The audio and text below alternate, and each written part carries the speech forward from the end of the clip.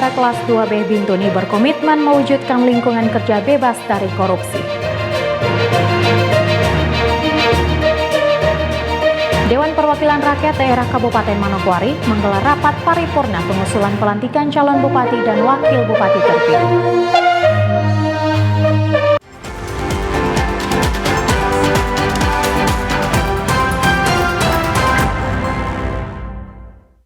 Salam jumpa pemirsa, senang sekali saya Maria Talimbekas dapat kembali menjumpai Anda dalam program Berita Papua Barat hari ini. Sejumlah rangkuman informasi dari Papua Barat akan kami hadirkan untuk Anda.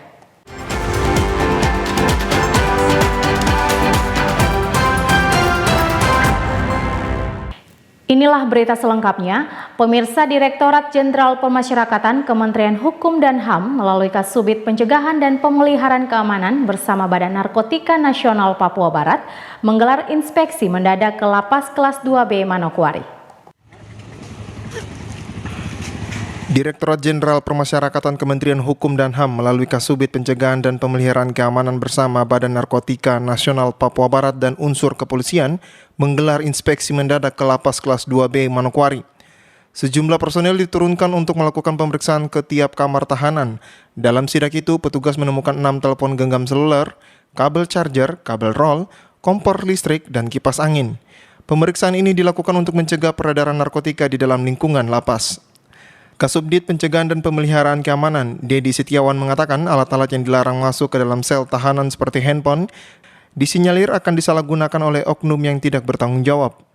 Tapi memang program Direktorat Jenderal Pemasyarakatan untuk mendeteksi dini alat-alat yang dilarang masuk ke dalam, salah satunya HP dan yang lain-lain.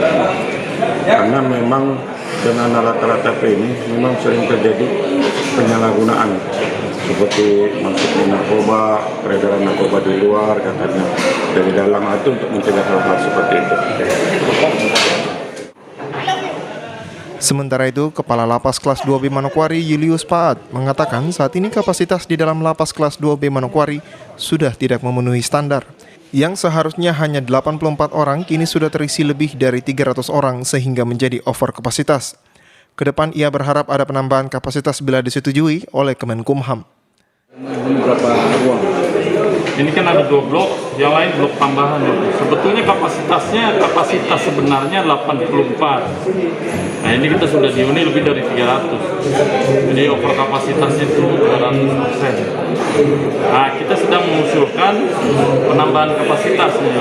Kita usulkan mudah-mudahan nanti memang kalau disetujui oleh Dijenpas maupun Kementerian Hukum, kita tambah bloknya menjadi ke atas, paling tidak menambah kapasitas 80-100. Diharapkan ke depan, lapas di Manokwari wajib melakukan pengawasan ekstra ketat di pintu masuk. Setiap pengunjung yang masuk ke dalam lapas harus diperiksa secara teliti, terutama yang berkaitan dengan barang bawahan. Jimmy Tabisu, TVRI Papua Barat melaporkan. Lanjut lagi. Pemirsa, diduga karena dipengaruhi minuman keras, seorang suami di Manokwari yang berinisial FR tega membunuh istrinya. Polisi pun berhasil mengamankan pelaku dan barang bukti berupa pisau yang digunakan untuk menikam istrinya. Pelaku berinisial FR berhasil dibekuk tim Polres Manokwari dan Polsek Manokwari Kota usai melakukan aksi sadis membunuh istrinya berinisial DMS dengan menggunakan pisau. Diketahui pelaku membunuh istrinya tepat di depan tempat tinggal mereka. Setelah menghabisi nyawa istrinya, FR melarikan diri dan sempat hendak mengakhiri hidupnya dengan cara gantung diri di pohon. Namun, aksinya berhasil digagalkan oleh warga setempat. Kasat Reskrim Polres Manokwari AKP Musa Jedi Permana menjelaskan, sebelum tewas korban sempat meminta tolong dilarikan ke rumah sakit, namun nyawanya tidak bisa tertolong karena mengalami 3 luka serius di areal tubuhnya. Untuk motif pembunuhan, polisi masih terus mendalaminya dengan melakukan pemeriksaan terhadap pelaku. Namun berdasarkan keterangan saksi, pelaku FR dalam keadaan dipengaruhi minuman keras sebelum membunuh istrinya.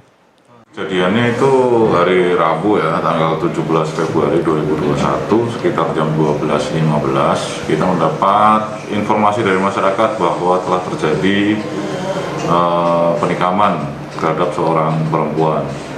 Pada saat itu juga kebetulan ada anggota kita juga sedang berpatroli sehingga cepat mendatangi TKP dan si pelaku melarikan diri dan tujuannya untuk gantung diri. Namun kita dengan masyarakat cepat menangani sehingga kita sudah berhasil mengamankan si pelaku. Atas perbuatannya, FR terancam dikenakan pasal 351 ayat 3, yakni penganiayaan berat yang mengakibatkan korban meninggal dunia, dengan ancaman hukuman kurungan 15 tahun penjara. Jimmy Tabisu, TVRI Papua Barat melaporkan.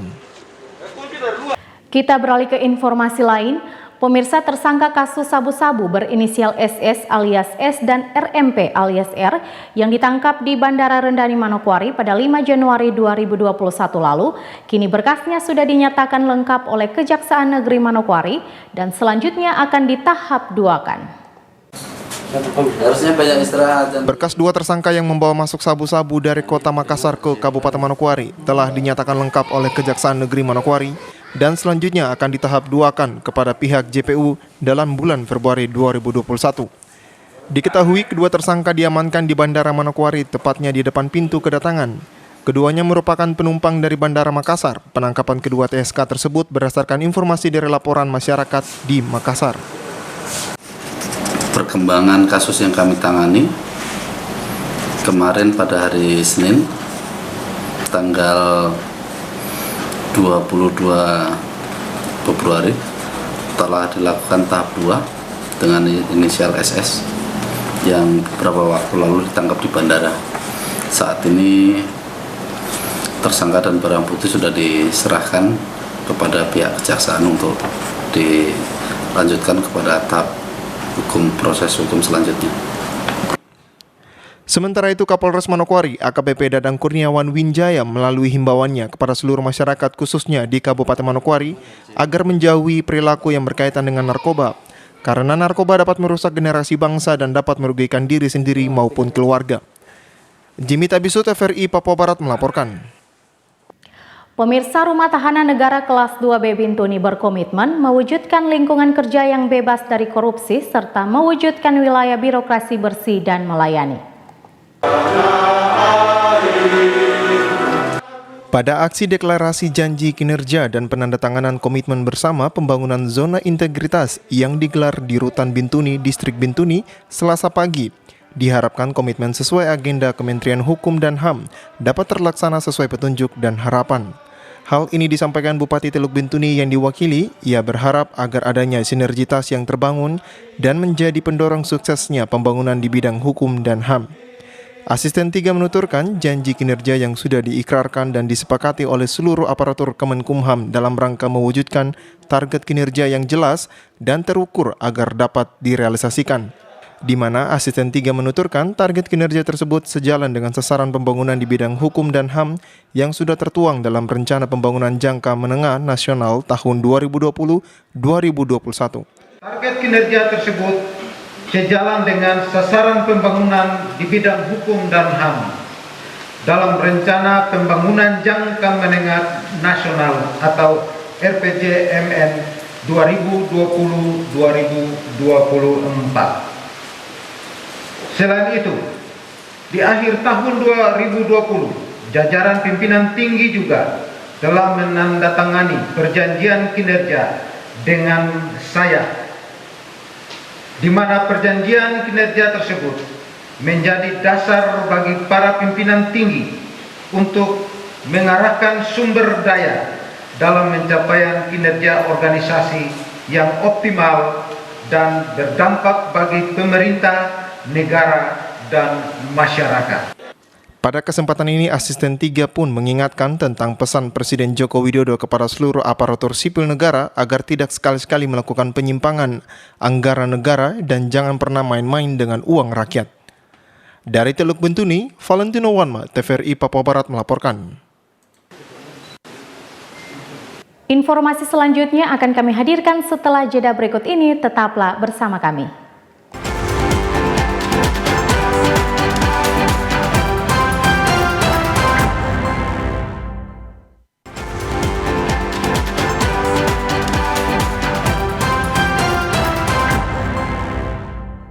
Terima kasih Anda masih bersama kami.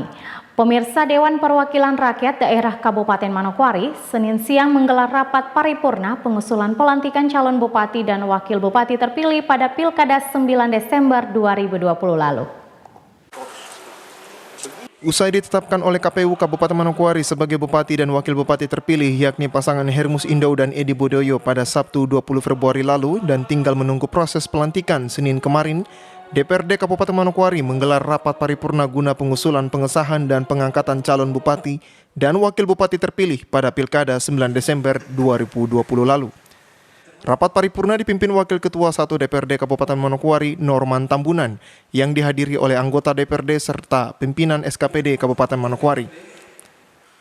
Usulan DPRD Kabupaten Manokwari terkait pengesahan dan pengangkatan Hermus Indo Edi Budoyo kepada Mendagri disampaikan melalui Gubernur Papua Barat yang dituangkan dalam surat keputusan DPRD Kabupaten Manokwari yang dibacakan oleh PLT Sekretaris Dewan Harjanto Ombesapu.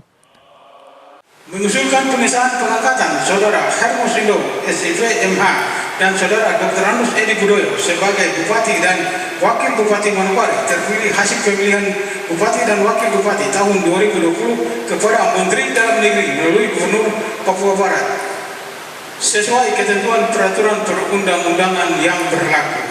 Kedua, keputusan ini mulai berlaku pada tanggal ditetapkan dengan ketentuan apabila di kemudian hari terdapat kekeliruan akan diadakan perbaikan sebagaimana mestinya. Ditetapkan di Manokwari pada tanggal 22 Februari tahun 2021. Dewan Perwakilan. Usai sidang, PLT Sekretaris Dewan juga menjelaskan jika koordinasi telah dilakukan oleh PLT Sekda ke pemerintah Provinsi Papua Barat sehingga waktu pelantikan yang telah dijadwalkan oleh Mahkamah Konstitusi dapat terlaksana.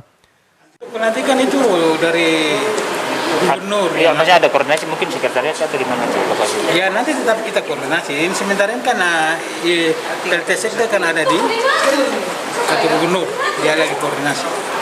Ya kalau kita punya berkas masuk cepat berarti kita bisa ikut pelantikannya yang direncanakan tanggal 26 ini. Kita jangan sampai kita lewat sampai ke kan nanti rencana April.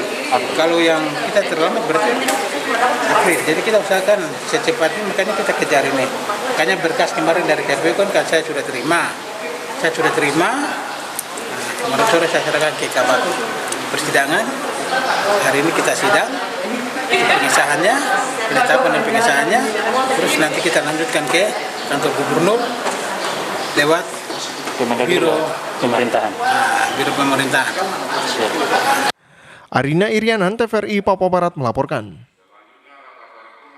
Komisi Pemilihan Umum Kabupaten Manokwari akhirnya menetapkan pasangan calon bupati dan wakil bupati Hermus Indo dan Edi Budoyo sebagai bupati dan wakil bupati Manokwari usai putusan Mahkamah Konstitusi 17 Februari lalu. Yang kami hormati, Penetapan Hermus Indo dan Edi Budoyo sebagai bupati dan wakil bupati Kabupaten Manokwari oleh Komisi Pemilihan Umum Manokwari dilakukan dalam rapat pleno terbuka pada Sabtu 20 Februari di Aula Kantor KPU Manokwari. Hadir dalam rapat pleno terbuka pasangan calon bupati dan wakil bupati Manokwari terpilih, Hermus Indo, Edi Budoyo, serta pesaingnya Sius Doan Siba, Ketua KPU Papua Barat, Bawaslu Manokwari, pengurus partai pendukung, serta undangan lainnya. Hermus Indo dan Edi Budoyo pada pemilihan kepala daerah pada 9 Desember 2020 lalu memperoleh suara sebanyak 60.630 suara. Sedangkan pasangan Sius Doan Siba dan Rudi Timisela sebanyak 46.016 suara. Setelah melalui proses putusan pada Mahkamah Konstitusi, pasangan Hebo ditetapkan sebagai pemenang.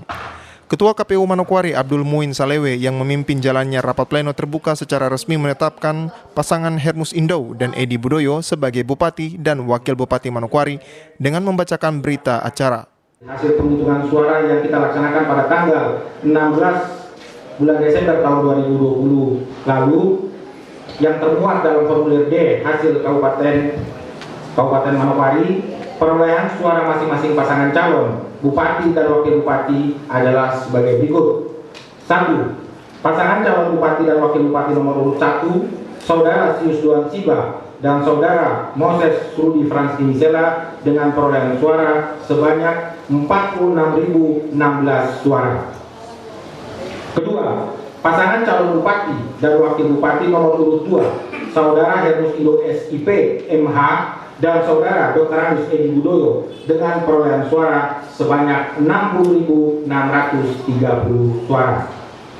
Maka berdasarkan hasil tersebut sebagaimana yang saya bacakan di atas dan telah diputuskan berdasarkan keputusan Mahkamah Konstitusi nomor 71/BU/datar 19 Romawi /2021 tersebut, maka KPU Kabupaten Manokwari menetapkan pasangan calon bupati dan wakil bupati terpilih dalam pemilihan bupati dan wakil bupati Manokwari tahun 2020 nomor urut 2 Saudara Hermus Indo SIP MH dan Saudara Edi Budoyo dengan perolehan suara 60.630 suara atau 56,85% dari total suara sah. Pada kesempatan itu, Abdul Muin Salewe selaku Ketua KPU Manokwari menyampaikan dalam demokrasi sudah tentu akan ada persaingan. Namun suara terbanyaklah yang dapat ditetapkan sebagai pemenang. Abdul Muin juga mengajak seluruh elemen masyarakat untuk tidak lagi menggunakan istilah smart ataupun heboh usai putusan MK. Persaingan. Dalam demokrasi yang modern, suka tidak suka akan ada persaingan antar satu pasangan lain dengan pasangan lainnya. Semua bisa berkompetisi, namun dalam pelaksanaan rapat pleno kami hari ini suara terbanyaklah yang bisa menjadi calon terpilih. Namun perlu kita pahami bersama bahwa demokrasi adalah hak untuk menyalurkan hak kita selaku saluran hak demokrasi kita sebagai bagaimana kita melaksanakan menyelenggarakan penyelenggaraan negara. Proses pilkada di Kabupaten Manokwari yang awalnya ditetapkan sebagai daerah rawan 1 di Indonesia, namun semua berjalan dengan aman dan damai. Maka Ketua KPU mengucapkan terima kasih kepada semua pihak yang telah mendukung jalannya proses demokrasi di Kabupaten Manokwari. Selanjutnya, kepada Bupati dan Wakil Bupati terpilih Hermus Indo dan Edi Budoyo, dan juga rival mereka yakni Sius Doansi Baru di Timisela, untuk kembali merajut keharmonisan dalam bingkai demokrasi Indonesia. Arina Irianan, TVRI Papua Barat melaporkan. Sementara itu pemirsa, sesuai jadwal Mendagri, pelantikan Bupati dan Wakil Bupati akan dilakukan pada tanggal 26 Februari mendatang. Yang kami hormati, Mahkamah Konstitusi telah memutuskan dan menetapkan Hermus Indo dan Edi Budoyo sebagai pemenang dalam pemilihan Kepala Daerah Kabupaten Manokwari tahun 2020 dan ditindaklanjuti dengan penetapan keduanya oleh KPU Kabupaten Manokwari sebagai Bupati dan Wakil Bupati. Sehingga saat ini kedua pasangan tersebut siap dilantik sesuai dengan jadwal yang ditetapkan oleh Menteri Dalam Negeri untuk menjalankan tugas.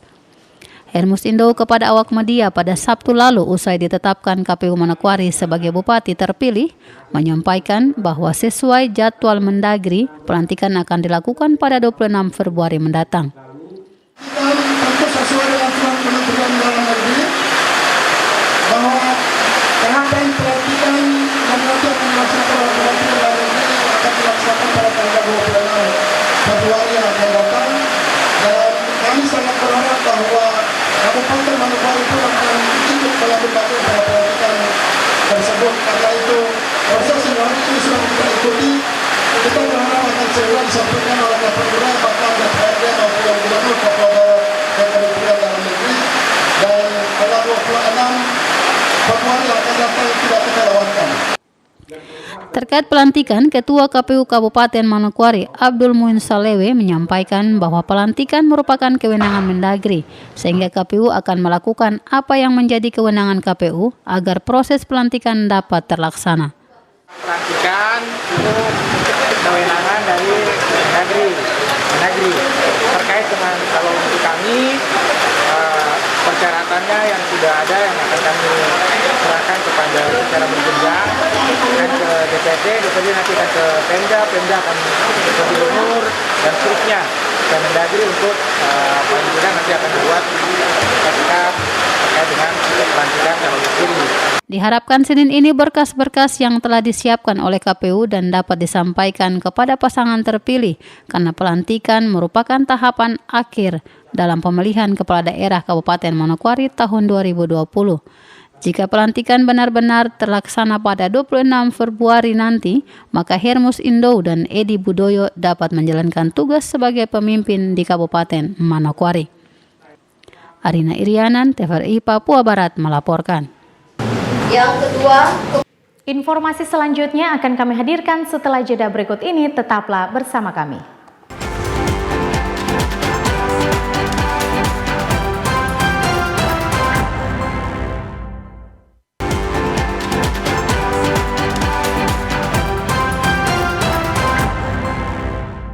Terima kasih Anda masih bersama kami. Pemirsa, Kabupaten Teluk Bintuni menetapkan pasangan calon bupati dan wakil bupati Teluk Bintuni nomor urut 2 Petrus Kasiu dan Matrep Kokop sebagai pasangan calon terpilih pada Pilkada tahun 2020. Penetapan ini dilakukan KPU pasca keputusan Mahkamah Konstitusi yang menolak gugatan pasangan calon nomor urut 1 Ali Ibrahim Bau Yohanes Manibui pada persidangan yang digelar di MK pada Selasa 16 Februari 2021 lalu. Pleno penetapan diselenggarakan di Aula KPU Tisai Distrik Bintuni Sabtu 20 Februari 2021. Rapat pleno yang dipimpin Ketua KPU Teluk Bintuni Heri Arius Salamahu turut dihadiri Forkopimda Teluk Bintuni, Bawaslu Teluk Bintuni, pihak DPRD Teluk Bintuni, calon wakil bupati nomor urut 2 Matret Kokop serta tim pemenang paslon nomor urut 2. Kepada wartawan, Ketua KPU menerangkan bahwa pleno penetapan paslon terpilih merupakan tahap akhir dari seluruh tahapan Pilkada tahun 2020. Selanjutnya, Ketua KPU menambahkan penetapan yang dituangkan dalam surat berita acara dan surat keputusan telah diserahkan kepada DPRD Teluk Bintuni untuk ditindaklanjuti sesuai mekanisme yang ada.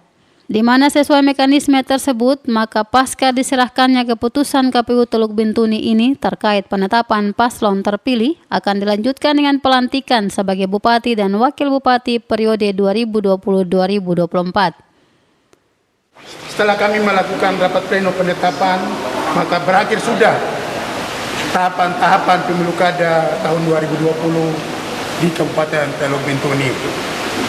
Selanjutnya, dari hasil penetapan yang kami sudah tuangkan dalam berita acara dan surat keputusan, kami serahkan kepada Dewan Perwakilan Rakyat Kabupaten Teluk Bintuni untuk ditindaklanjuti ke provinsi dan selanjutnya ke pusat Mendagri untuk dilakukan pelantikan. Kami KPU sudah berakhir tahapan untuk pemilu kada. Selanjutnya kami menunggu tahapan pemilu kada gubernur. Dengan berakhirnya Pilkada tahun 2020, Ketua KPU menyebut pihaknya tinggal menunggu tahapan pemilu Gubernur Papua Barat yang dijadwalkan bergulir pada tahun 2022. Pada rapat pleno KPU Teluk Bintuni tentang penetapan pasangan calon terpilih pada Pilkada tahun 2020 Sabtu sore dikawal ketat aparat TNI dan Polri. Dari Teluk Bintuni, Valentino Wanma, TVRI Papua Barat melaporkan.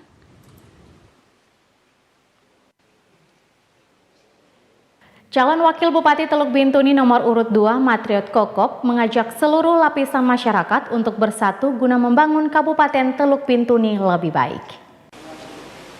Setelah ditetapkan KPU Teluk Bintuni sebagai paslon pemenang Pilkada tahun 2020, Matriot Kokop menyebut jika kemenangan ini merupakan kemenangan bersama seluruh rakyat.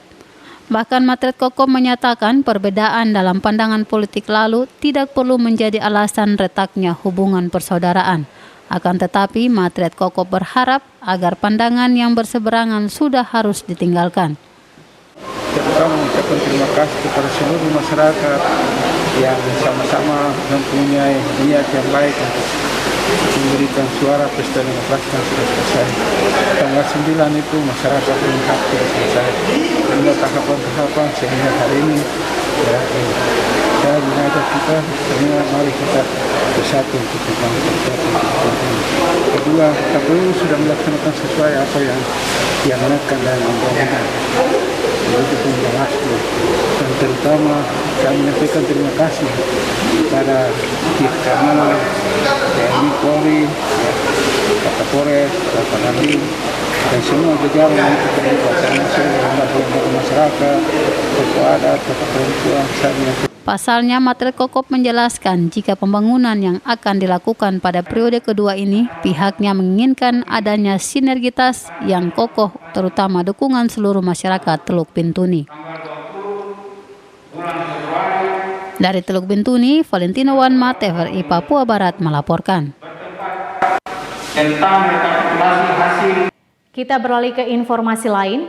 Pemirsa, Gubernur Papua Barat Domingus Mandacan berharap kepada Bupati dan Wali Kota se-Papua Barat dapat mengusulkan data formasi penerimaan CPNS tahun 2021.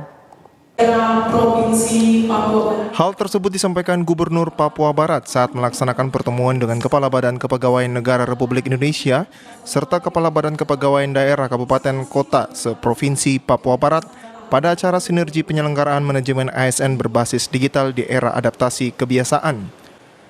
Gubernur Papua Barat Domingus Mandacan dalam arahannya mengatakan sesuai laporan kantor regional 14 Manokwari, dari 12 kabupaten dan 1 kota, baru Kabupaten Pegunungan Arfak yang sudah mengusulkan sehingga diharapkan kepada kabupaten kota yang belum diusulkan segera diusulkan, agar jangan menjadi hambatan pada penerimaan CPNS. Berdasarkan formasi 2021 yang sudah diajukan sesuai dengan formasi atau kebutuhan daerah masing-masing, ini hanya baru Kabupaten Pegunungan Arfak yang sudah usul dan sudah ditetapkan. Formasi 2021 itu mendapatkan formasi 910 itu pada kabupaten kota yang lain belum. Nah ini juga segera diusulkan, termasuk provinsi juga. Lebih lanjut disampaikan terkait kewenangan untuk pengusulan serta penetapan CPNS di Kabupaten Kota seprovinsi Papua Barat diharapkan diberikan kepada Gubernur, Bupati, dan Wali Kota seprovinsi Papua Barat sebagai pejabat pimpinan kepegawaian yang mengetahui daerah tempat ia menjabat. Saya dari kewenangan tadi, ini juga kita harapkan kewenangan untuk pengusulan ataupun penetapan ASN ini juga diberikan untuk Bupati, Wali Kota, dan juga Gubernur sebagai pejabat pimpinan kepegawaian di daerah. Karena kita tahu persis ya, misalnya ada 20-80, ya, 20-80 ini ya bisa juga tidak mengakomodir ya OAP, karena tadi misalnya OAP ya taruhlah OAP di Pegunungan Arfak, yang prioritas pertama adalah para nafas yang ada di BK itu. Di sana masih ada Sol lagi, ada Fatal lagi, ada Moiner lagi, ada Neyak lagi, dan yang tahu itu juga. Diharapkan pemerintah pusat dan daerah harus memiliki komunikasi yang baik sehingga proses penerimaan informasi CPNS di Papua Barat dapat berjalan dengan baik dan juga permasalahan-permasalahan terkait CPNS di Papua Barat dapat terselesaikan. Jimmy Tabisu, TVRI Papua Barat melaporkan. Pemirsa, informasi tadi sekaligus menutup jumpa kita dalam program Berita Papua Barat hari ini. Kami tetap mengajak Anda untuk selalu mengikuti protokol kesehatan agar bersama semua pihak dapat memutus mata rantai penyebaran COVID-19. Atas nama kerabat kerja yang bertugas, saya Maria Talimbekas mengucapkan terima kasih atas kebersamaan Anda dan sampai jumpa.